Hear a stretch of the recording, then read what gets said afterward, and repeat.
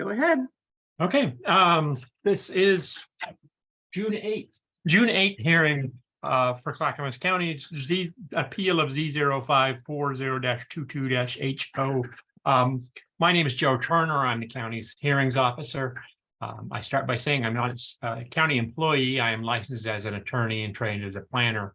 I say that so you know you're getting a somewhat independent review of the appeal before me today. My role as the hearings officer is to conduct the hearing and determine whether make decisions about certain land use matters in Clackamas County. In making those decisions, I'm required to apply the county's existing laws. I am not a policymaker. I don't have the authority to vary from or change the laws. If you think that the laws need to be changed, you can work with Planning Commission and Board of Commissioners to do that. But state law requires that this application be judged based on the laws in effect when the application was filed. As the hearings officer, I'm to provide an unbiased decision maker. I believe I am unbiased with regard to the application or the appeal before me today. I haven't had any pre-hearing contact with any of the parties regarding the substance of the application, and I don't have any interest in the subject property or any of the surrounding properties. But anyone has the right to challenge my impartiality, to argue that I'm biased in one way or another, and you can do that when it's your opportunity to testify. Procedure will follow. I'll start by asking staff to summarize the director's decision and respond to the appeal. Then the applicant will have the opportunity to present their appeal, respond to the staff's testimony. If anybody else appears and wants to testify about this application, they may do so. Once everyone's had an initial opportunity to testify, I will give staff and the applicant alone an opportunity to respond to the testimony that was offered. If their responses include new evidence, I'll give everyone a chance to respond to the new evidence. Otherwise, I'll close the public portion of the hearing and announce what I'm going to do. Anyone with an interest in this application may offer relevant oral or written testimony, but testimony should be relevant to the approval criteria which are set out in the staff report. It's important that all parties make their best case to me. My decisions are final for purposes of the county, but may be appealed to the Land Use Board of Appeals or LUBA. However, LUBA generally will not allow new testimony and evidence on appeal. They'll decide any appeal based on the record before me. So if you feel it's important that myself or any future decision maker knows something about this application, you must make sure it gets into the record before me. In order to preserve your right to appeal, you or someone expressly representing you must testify orally or in writing before the close of the record. And in order to raise an issue on appeal, someone must have raised that issue before me with enough specificity that people can understand what the issue is. If you feel you need more time to prepare, you can ask me to hold the record open or continue the hearing. If I hold the record open, you'll have an opportunity to submit additional written testimony and evidence before I make a decision. If I continue the hearing, we can come back and do this again at a later date. But whether or not the hearing is continued or the record is held open for any other purpose, state law requires that I hold it open for an additional week for the applicant to submit a final written argument without any new evidence.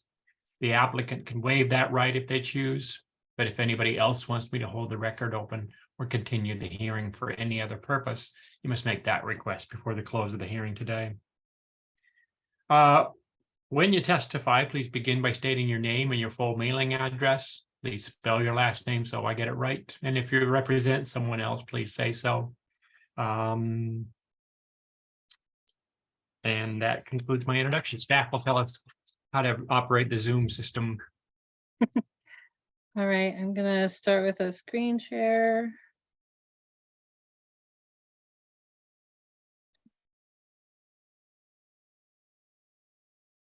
Okay, and then I'm gonna read just the introductory. This public hearing will be conducted virtually using the Zoom platform. Panelists for today's hearings, which include the hearings officer, county staff, the applicant, appellant, and the representative, have both audio and video capability. Audience members who have joined the meeting will have their mics muted unless they wish to testify, in which case they will be called upon to do so by county staff moderator. Audience members' video will not be turned on at any time. Today's hearing is being recorded by law. The county will make every effort to post the recording of the count on the county's website later today. There's a designated time during the hearing when it will be open for testimony. The hearings officer will make it clear when this is. If you want to provide testimony, you will utilize the raise hand features. Attendees on a PC and iPad, you have a raise hand button in the Zoom bar at the top or bottom, depending on your device.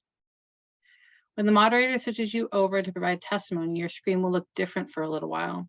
Primarily, you will see all participants' cameras, not just the one who is speaking. Staff will call upon you when it is time for you to provide testimony. Be sure to provide your name and mailing address when you begin. Once you have provided your testimony, your mic will be muted and your screen will be returned to normal. If the record is left open at the end of this hearing and you wish to submit additional written testimony, email written testimony to myself, Lisbeth Dance at ldance@clackamas.us, or mail it to Clackamas County Planning and Zoning Division, 150 Beaver Creek Road, Oregon City, Oregon 97045, as indicated on the screen. The staff contact and email address is also available on the webpage where you found the Zoom link for today's hearing. Testimony must be received by 4 p.m. on the day the record closes. People who testify and provide their mailing address will receive a copy of the hearings officer written decision. If you do not wish to testify but would like to receive the decision, you must provide your email or standard mailing address by emailing staff, the contact or for the application, or entering it in the Zoom chat function during the hearing.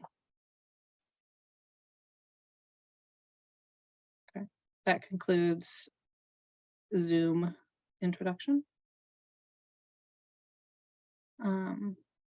I'm going to go through just a little introduction of what we're here looking at today and what was provided and then what's changed since the appeal and looking at a staff recommendation. Today we're looking at the appeal of a home occupation. That home occupation was denied. The property owner, Donald Schutt, and Representative Wendy Kellington were the people who appealed that land use decision.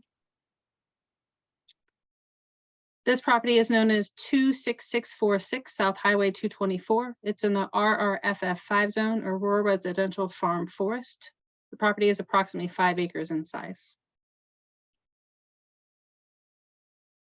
This application was for a home occupation to run an asphalt business from the applicant's home, including an office space, shop space in the existing agricultural building, and parking of 1 large truck. All work to be done off-site. The decision was denied by county staff and appealed by the applicant and their representative. Revisions to the submittal document showing how the proposed home occupation can conditionally meet home occupation standards have been provided. The initial submittal associated with the denial of request included the retention of a 32 square foot sign larger than allowed in the zone and parking of storage of up to 20 vehicles beyond the 5 maximum allowed. The revised proposal and site plan. This is a site plan that was provided on Monday, June 5th. That's in this presentation today. I've gotten some additional detail earlier today that has some elevation drawings and additional site plan detail. The site plan is staying the same, just a little bit more detail. The applicant seeks approval of a level 3 home occupation to be located in an 11 by 11 portion of an existing storage building and a new 30 by 40 shop building with parking for 1 large truck and trailer and 2 additional vehicles that will be screened from surrounding properties with an interior fence. The home occupation occupies an office and shop space to conduct primary customer communications and maintenance and storage of the vehicles and equipment to be used for the business. Primary business operation to be conducted off-site, including client meetings. On May 30th, I went out and conducted a site visit and was able to meet Don on site and take some pictures and kind of go over standards for home occupations. One of the things I was able to verify was that the signage on the property that was there prior to him purchasing the property has been removed. In that, if the property owner would like to establish new signage associated with the home occupation, the ZDO standards for signage are you're allowed a 2-sided sign that can be up to 8 square feet per side. At this time, a sign has not been proposed. Another issue was vehicles on property. The original submittal had 20 vehicles. In working with the applicant, They provided vehicle licensing and registration, which is Exhibit 5, for 2 personal vehicles, 2 personal trailers, and 1 business vehicle and 1 work truck with a trailer over 11,000 pounds is allowed per home occupation standards. The additional 16 vehicles not included in the verification information have been removed from the site. These are tiny, I know, but you can tell that there's no vehicles here. And then there's a couple vehicles over here, but those are the ones that are registered. And then that original aerial photo up here, you can kind of see there was vehicles all in these areas where the photo I took has all of those vehicles being removed. So I was able to verify that those vehicles that are no longer on site.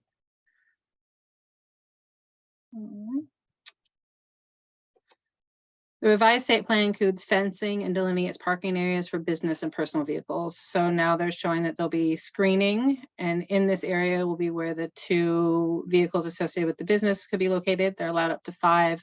And of those 5, one of them is allowed to be a truck over 11,000 pounds. And so the truck with trailer and work vehicles will be parked over here. And then residential parking is located over here. As proposed, the level 3 home occupation will take place in 2 buildings and occupy a total of 1,320 square feet below the maximum 1,500 square feet allowed. Similar to the original application, they'll be continuing to use the existing 11 by 11, 110 square foot portion of the established building for office space, which is in this building here. And then they will no longer be using a portion of this 4,800 square foot building that's an ag exempt building for the home occupation. They're proposing a new building over here that will be 40 by 30, 1,200 square feet. I kind of just drew, this is kind of it's not a very good rendering, but this is kind of an idea of where that building might be. With the photo of the site taken on May 30th, and then this is the site plan provided that shows that building as well. ZDO section 822 outlines standards for a home occupation. The initial submittal was provided after a violation citation for operation of a home-based business without prior land use approval. The applicant has submitted a new plan, including removal of vehicles and signage, installing of fencing as screening for the parking area for 1 allowed large truck and home occupation associated vehicles, as well as delineation of the personal and business areas on the property. The staff report provided and updated as Exhibit 3A, review ZDO 822 home occupation standards, includes modified findings and required conditions to be met and maintained for the continuation and establishment of this request. With the work done on site and provided updates to bring the property and business operation into compliance with home occupation standards, staff is recommending approval of this home occupation request with revised findings and outline conditions in the staff recommendation. I just wanted to put a note in that the staff recommendation has been updated based on information provided on Monday, which is Exhibit 10, which is a updated site plan, which was included in this presentation. And then the modifications to the recommendations are Exhibit 3A. Changes are identified with a strike through, and then recommended new language is a red and underlined text, just so you know what that looks like. I'm happy to show that to us if we want to look at that at all. That concludes county staff's presentation of our home occupation appeal hearing. Thank you, Ms. Dance. Can you send me a copy, make that your PowerPoint an exhibit and send me a copy too, just so I can. Yeah, that should be, I already uploaded it, so it should be great. Thank in you. Acela currently. Yep. I just pulled everything off. I didn't see what I had. Okay, yeah, I think it's Exhibit 13. Here we can look and see. Okay. Where are we with 150 days on this one? Oh, I think. Let's see, appeals. Oh, let me see. Well, I don't know. Let me, that's an easy thing to figure out. Hold on a minute. Yeah. Yeah, if it wasn't obvious, Liz didn't originally have the application. She took it over after an employee. Yeah. That's fine. Normally she has those numbers right like that. Yeah, let's see. Do I have the?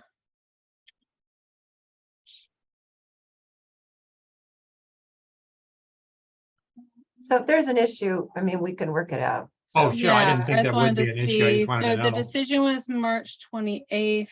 The initial application was submitted. Do you want us to look it up while the Oh, yeah, sorry, I Yeah, can, I can that's stop fine. Let's go ahead sharing my and let Ms. screen. Kellington present her. There. And then that way now everybody's staring at Liz and I while we look it up. Hold on, this one to see when it was submitted.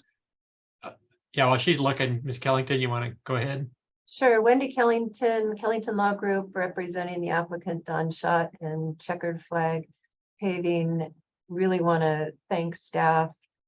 Liz has been really amazing, and that says a lot for me. I've done this for, as you know, 40 years, and she's probably been the most helpful, courteous planner I've ever worked with, which says a lot. So really, really appreciate her, and she's gotten us through this process. When the application was initially submitted, it was submitted by the applicant with help of his high school age daughter. He's not familiar with these kinds of things, and the application was sort of not super great and included a lot of vehicles that are not stored, for example, on the property. The applicant has an equipment yard out in Clackamas that is where most of his business vehicles are maintained, but he didn't realize the necessity to separate things out. Anyway, long and short is Clay Glasgow denied, and we got involved and filed an appeal, and Liz has taken over and just been an amazing help. And so there's not really an awful lot to add. I don't need to make any additions, except that I do have a July 22. Yeah, we're good. Looks like for your 150. Okay. So I don't have a lot to add. I do have a couple of maybe suggested corrections. I wrote a letter. Sarah submitted it for the record. I think she sent it to Liz, but basically, Yeah, I'm just starting to read it right now. okay, so basically, I just think there might be a mistake. I think that the 11 by 11 building is 121 square feet. It's a small thing, not 110. And so maybe we'd want to change condition J. I don't know if you can bring our proposed condition J up, Liz, or if I should bring it up on my computer. I can screen share and show it if you want me to. Okay, that'd be great. I think that might be a little easier. Yeah, here, let me drag it over.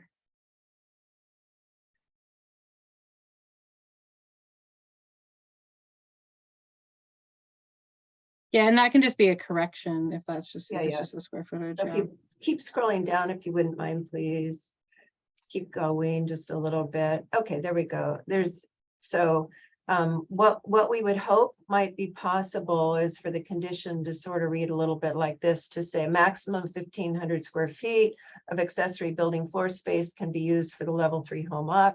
The applicant is proposing to use 121 square foot portion of an existing structure, which is already wholly separate space from the rest of the garage, so no new walls are required. I think the pictures that you have put in the record, Liz, show that the interior 121 square foot office is already an office. There aren't any new walls to install, so we would hope not to have to apply for new walls because there aren't any. And then we were hoping it would say something along the lines that associated building permits for to establish the new building that's shown on the June 8, 2023 site plan shall be obtained prior to construction.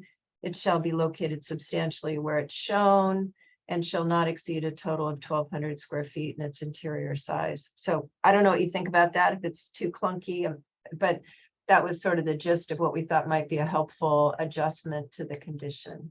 But, you know, beyond that, I don't have anything to add. I don't know that Don has anything he wants to add. He really wants to get along with the county. He works his business. He works a lot with the county. He doesn't want to make any trouble, and he wants to kind of move on with this matter. So with all those things, thank you very much, especially to Liz. And we would ask for your approval along the lines of the staff report with the small adjustment that we suggest to condition J. Okay, thank you. Is there anybody else online with the screen share? I can't see that. Oh, I'm sorry. I can turn it off. No. Sorry. Is there anybody else who wants to say anything about this? Okay, nope, there's nobody else online. Anything further from staff? I just wanted to say that I was let me go back to, I was just sharing my screen. The recommended changes are kind of, I did a very similar thing. The software was written before I had a site plan that had more. At our site visit, when Dawn and I were talking, we had mentioned the idea of a new building because converting the ag building would have been more difficult because they would have to make the whole thing a permitted structure and put a wall and all that stuff. And so we had talked about the new building. And so without anything in writing or kind of substantial for me to do, I kind of made a very loose recommended condition. And so with the site plan that came in on Monday, I did update that. And this is what I put in as a recommendation for changing condition J that talks about the total square footage. And then this number needs to be 112. So I can, that's easy to change. And then it kind of has that same thing. And then building permits related need to be established prior to continuation of use. So I did a very similar change there. The other edits I talked about was that there has been fencing proposed. And so I'm not sure the height of the fencing. If it's over 8 feet, a building permit would be required. I think those are the main changes. It talks, I think, in here. Everything's in red, so I'm just scrolling. Hopefully I'm not making anybody dizzy. No, that works. But those are the only things. And so that's, I think, kind of similar to what you had talked about, Wendy. And so hopefully if that works for you, I think we're covering the same bases. I did change the narrative a little bit with the project description. I had used Clay's project description and didn't really have a good understanding of the business from the submittal that came in and the original documents. And so I think through the review we've been doing, I did change that to kind of match what we put in the narrative. And so I did kind of change the description to kind of be more accurate to all the modifications that have been made from the time the decision denial was issued to all of the information that's come in since then with kind of modifying this request. And so I think that I just made this more representative of what the application is for. So hopefully that helps. Can I tag into, so I'm Lindsay, for those of you who don't know me, I'm Lindsay Nesbitt, planning manager. I work with Liz.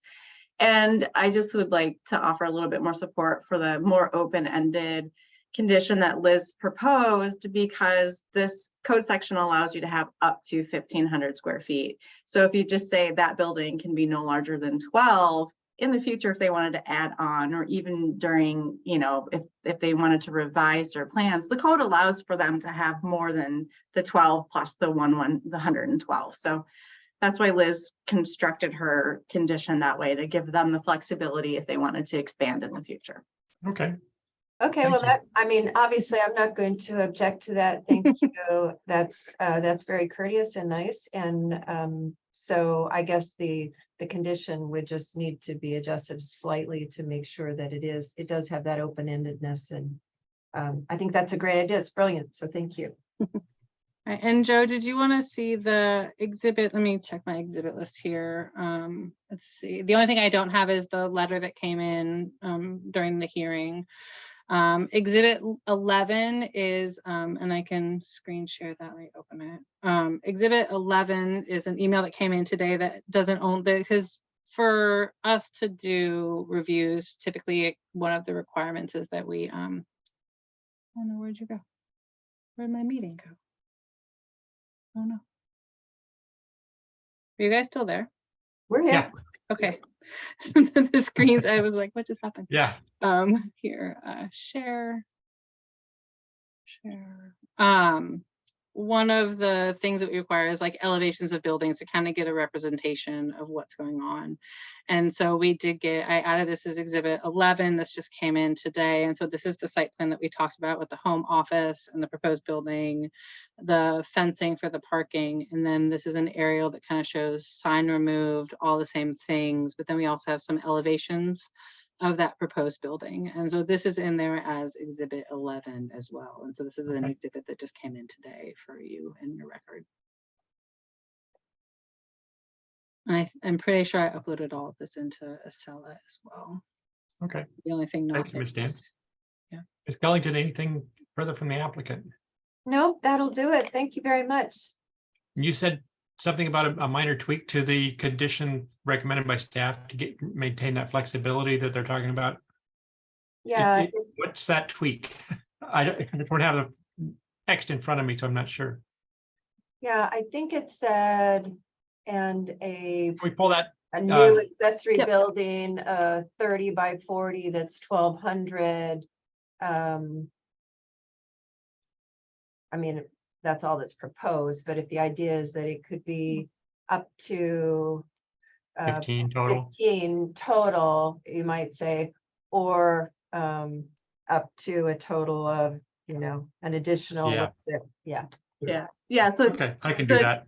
the combined, the 112 office space plus whatever they're building, Yeah. can't Yeah. exceed the 1,500. And so we're trying to, 1390 or do something. you want to make the office Yeah. bigger eventually, or do you want to add on? So just, Yeah, and I think that that's here, and I can do another strike through and upload it with the 121 square feet. But I mean, I think that I think I might have covered that change in the time that the changes were made, right? So because the first staff decision that was sent to you, Joe, was sent on was prepared on last Thursday, and then on Monday I got updated information, so I had more specific site information, and then I made this change, and I think Wendy was making a similar change at the Mhm. same time, and so I think that I think that this change keeps that is I think we're saying the same thing.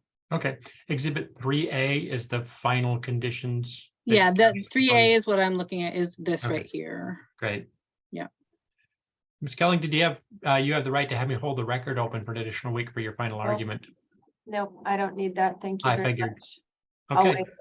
with that, I will close the hearing. I will approve this application subject to the conditions in the recommended by staff. I will change the square footage of from 110, whatever it was, to 121, make sure that's accurate, 11 by 11. And make sure it allows for up to 1,500 square feet total. So they have that flexibility, but I'll reflect what they are actually proposing as well. And I will issue my decision within about 2 weeks, and I'll send that to the county. The county will send it to party of record, which is the applicant. And that concludes our hearing. Thank you. All right. Thank you, Thank you, everyone. everybody. See Have you a good all. afternoon. Bye-bye. Bye-bye.